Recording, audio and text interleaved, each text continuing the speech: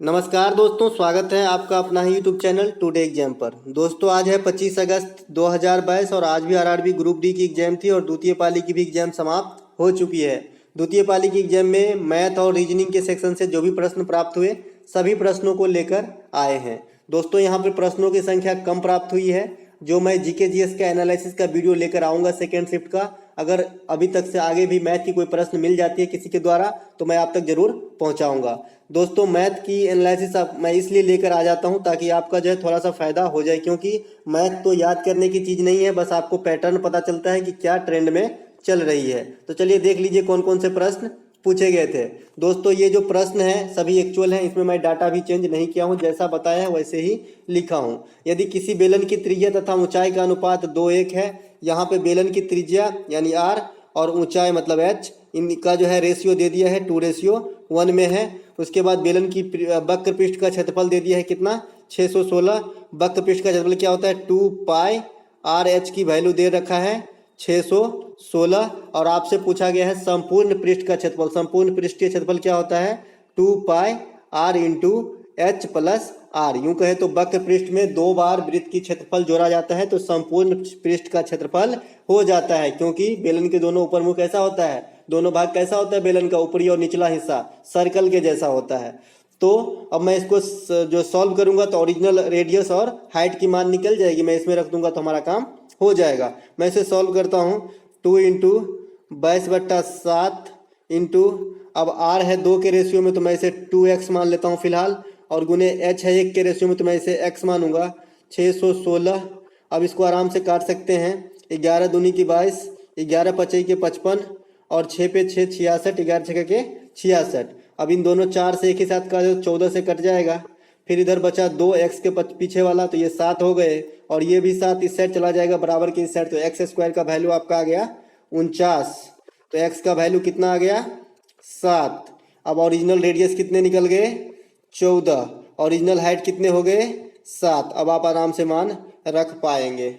मान रखने के लिए अंदर का कोष्ठ का पहले प्रक्रिया कर लीजिए, कभी भी इस प्रकार के प्रश्न में पहले कोष्ठ की प्रक्रिया करें तो 14 7 21 हो जाएगा। अंदर की वैल्यू कितनी हो जाएगी 21 हो जाएगी, और यहाँ पे 2 पाई r से इसको गुना कर देना है 21 का, आपका राइट आंसर निकल जाएगा। मैं देख रहा हूँ 21 में मैं 3 लिख लूँ और ऊपर में 22 लिख लूँ तो पाई हटा सकता हूँ, तो मैं यहाँ करके दिखाता हूँ 2 इंटू 22/7 गुने r की वैल्यू है 14 गुने 21। अब ये से कट जाएगा 3 से 21, 14 त्याग के 42, 42 दूने के 84 गुने 22 आपका आंसर हो जाएगा। अब इतने बड़े गुना करने की एग्जाम में जरूरत नहीं है, आप देखिए कि लास्ट में 8 किसमें है, एक से अधिक ऑप्शन में तब तो गुना कीजिए। अगर लास्ट में 8 सिर्फ एक ही ऑप्शन में है उसको टिक करके आगे निकल जाएंगे। आशा करते हैं कि आपको अच्छा लगा होगा। चलते हैं आगे। ये वाला प्रश्न फिक्स किया है इस बार एग्जामिनर ने, हर शिफ्ट में एक प्रश्न पूछे जा रहे हैं, आपको अच्छे से करके जाना है। और करना क्या है, इसमें एक सूत्र याद रखना है और इसमें तो कुछ बड़ी बात है ही नहीं। पूछा गया था कि 9:45 पर घंटा और मिनट वाले सुई के बीच का कोण क्या होता है।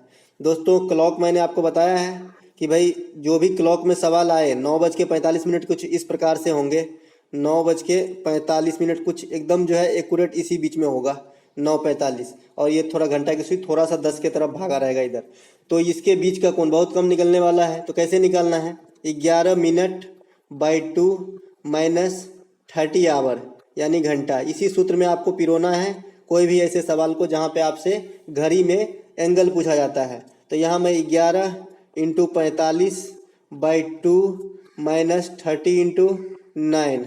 अब 11 और 45 को गुना करेंगे, 10 से अगर गुना कर ले हम 11 को तो 450, और एक बार जो है और 45 होना है तो 495 होगा। 495 को 2 से भाग देंगे तो 290 का आधा, 490 का आधा कितना हो गया 245, और 5 का आधा 2.5, तो 247 हो गया, 247.5 आएगा। इसको करके देखिएगा, माइनस 2 9 27 270 है, कोण कभी माइनस में नहीं आता है तो 270 में से ही घटा दीजिए इसे, तो 47 3 50, 2.5 इधर रहा, 22.5 डिग्री का कोण बनेगा। आपका राइट आंसर होगा 22.5 डिग्री। अगर ये ऑप्शन में नहीं है तो 22.5 डिग्री आप 360 में से घटाएंगे, क्योंकि ये भी तो बाह्य कोण भी तो कोण है, तो हो सकता है वो भी ऑप्शन में रहे, दोनों में से कोई भी हो सकता है। चलते हैं आगे। अगला एक प्रश्न पूछा गया था कि बहुभुज के अंतः कोण तथा बाह्य कोण का अनुपात 2:1 में है, बहुभुज की भुजाओं की संख्या क्या होगी। इसे मैं 2 तरीके से बता दूंगा ताकि आपको आगे भी काम आए कोई भी एग्जाम के लिए। दोस्तों बहुभुज के अंतः कोणों का क्या होता है, पहले बेसिक वाला बता देता हूँ। तो अंतः कोणों का जो है भुज अंतः कोण का मान क्या होता है, 180 इंटू n-2 बाई जितने भुजे होते हैं मतलब n। उसके बाद जो बोल रहा है कि बाह्य कोण का अनुपात, तब बाह्य कोण का अनुपात कितना होता है, 360 बाई जितने भुजे होते हैं।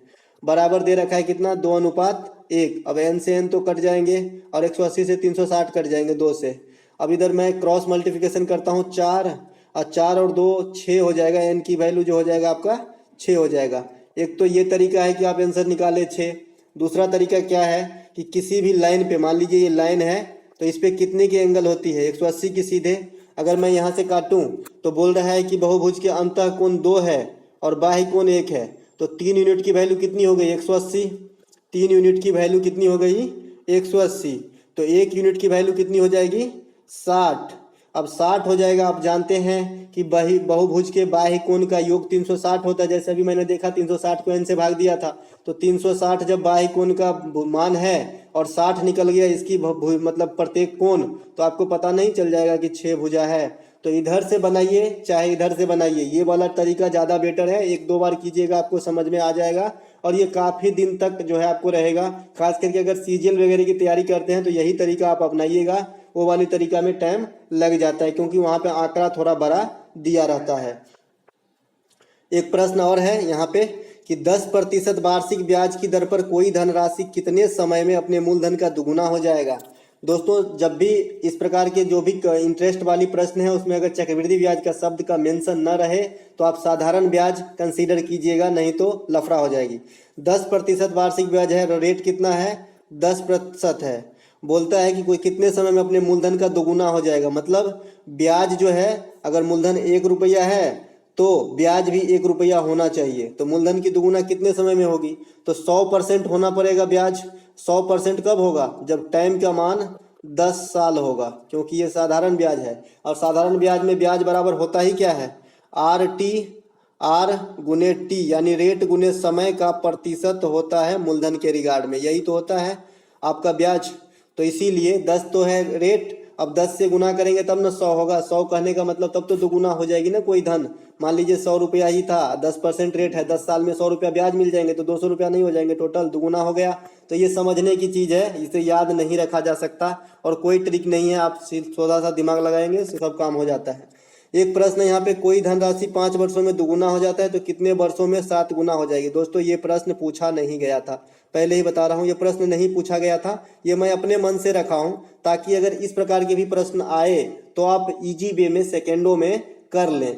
तो यहाँ पे मैं देसी अंदाज में आपको याद रखने का बात बता रहा हूँ कि 5 वर्षों में दुगुना में से 1 घटाओ, तो 2 में से मैं 1 घटाया और जितने वर्ष में हो रहा है वो नीचे रखा।